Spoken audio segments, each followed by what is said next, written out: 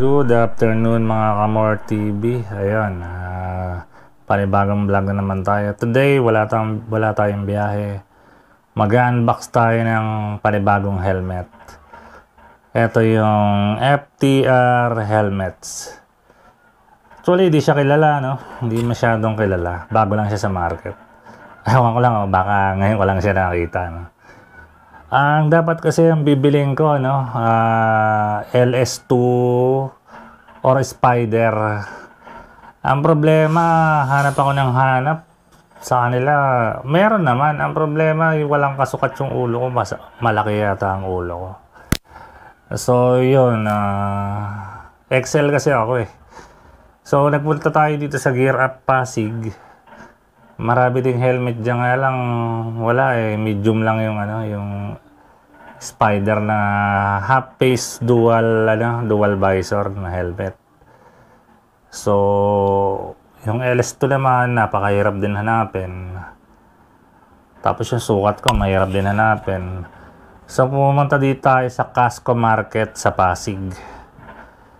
So, yun, tayo dyan, nag-canvas tayo, tumingin. Meron naman silang, Spider, kaya lang walang dual visor. So, naghanap tayo ng ibang brand na lang, kasi wala talaga eh. So, ang Spider, ang range ng niya, yung dual lens, dual visor, half face, nagre-range siya ng 2.6 to 2.8. So, yun. Ayun ang presyo niya. So, eto. So, since wala nga, naghanap ako ibang model ng helmet. Eto, nakita ko tong FTR na helmet. So, kala ko mas mura kasi di kilala. Ayun pala, mas mahal. Mas mahal siya. So, yun. Unboxing tayo ngayon, guys. Hindi ko pa, nabuksan ko na yan. Pero, unboxing. Tignan mo, yung pusa, mas excited pa yung pusa ko. Unboxing tayo. Baka mauuna ka pa kulit. Sige, unbox mo. Kagi. Ay, ikaw talaga. Pinatungan na, guys. Diyan ka lang, baba ka lang. Diyan ka. Ayan. So guys, bubuksan na natin, no? Mas yung pusa talaga, basta karton. Napakahilig sa karton, no? So, ito. Nauna pa yung pusa namin, eh.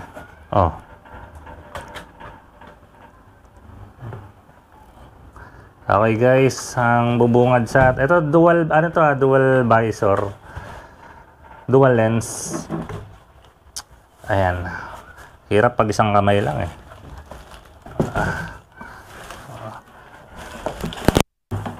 Ayan guys. Meron siyang pre-lens. Actually, ang nakakabit sa kanya talaga ito. Itong lens na to. Kaya lang, dual visor nga siya eh. Pag sa gabi, ito napakahirap gamitin sa gabi nito. So, clear lens yung pinalagay ko. Tapos, yung second visor niya naman is ganito, smoke. So para naman sa araw yun, para hindi masilaw. So yun guys, no? So alisin na natin tong karton. Ito na mismo yung helmet. Ayan guys. Yung pusa ko eh, anak ko. Ayan.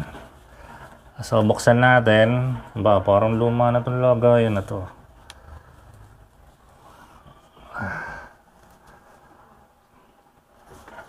Guys, yung pusa namin nauna nang pumasok. Sige.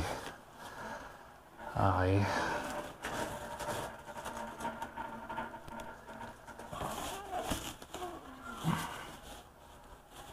Hirap naman ito.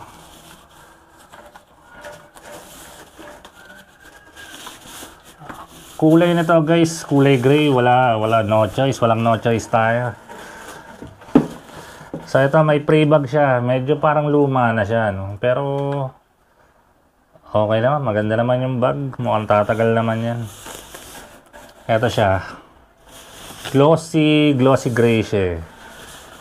Ayan, maganda naman siya, okay siya. Medyo may kalakihan lang. XL kasi tayo. Para siyang full face. Para siyang full face helmet. Ayan, tabihin muna natin. Diyan muna sa pusa. Ayan guys. Ayan yung pusa. So yan. Yan na guys. Ito na yung kabuuan ng helmet. Ayan. Medyo may kabigatan din siya, no? Kaya gusto ko LS2 medyo magaan. Ayan. Ayan. Ito yung side niya. Madali lang tanggalin yung lens nito. Quick release lang yung lens. Pero mukhang matibay naman siya. Ayan siya. Ayan. Meron siya ditong ventilation. Okay. Tapos ito yung ayan yung niya. Yung second visor niya. Ito, dito siya kinokontrol. Ewan kung kita, no? Ayan. Mukhang snappy naman yung pag-angat baba niya. So, bakit tayo bumili niyan? Sa tanggalin muna natin siguro itong bago ipaliwanag kung bakit ako bumili nito. May helmet naman tayo, joyride helmet, saka yung pinangra-rides natin na full face helmet. So kaya tayo bumili niyan guys. Hindi ako komportable sa full face. Parang hindi ko ma-enjoy yung ride, parang lunod ako. So kaya tayo bumili ng half face. Tapos lalagyan natin yan ito. Eto guys, tanggalin ko muna.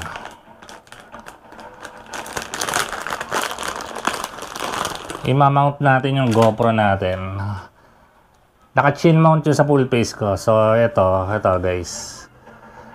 I-mount natin yan dito. Ayan dyan. Ma-mount natin yan dyan. So yan. Parang full face na rin siya, di ba? Okay. Maganda naman siya. Okay. Yung foam niya, ito.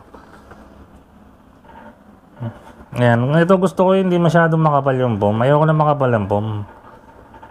Ayan.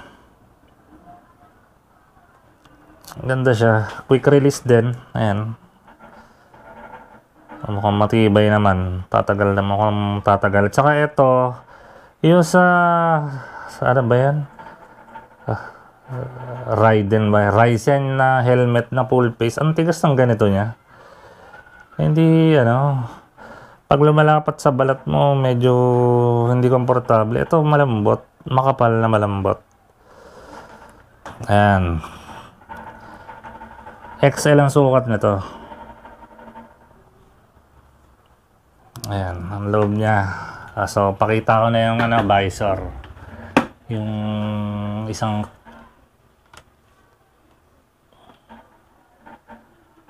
ayan, okay.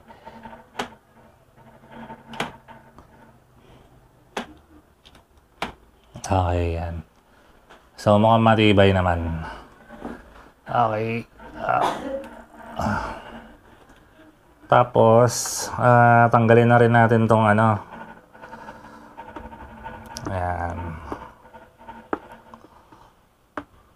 Hirap tanggalin, no? Okay. Ayan, tanggalin na natin yan.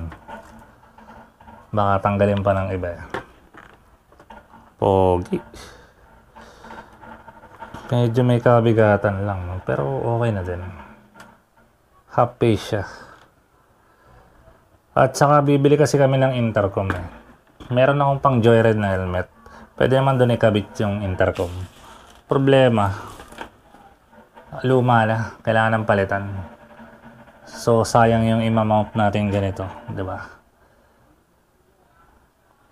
So yan guys, ito yung kabuuan niya.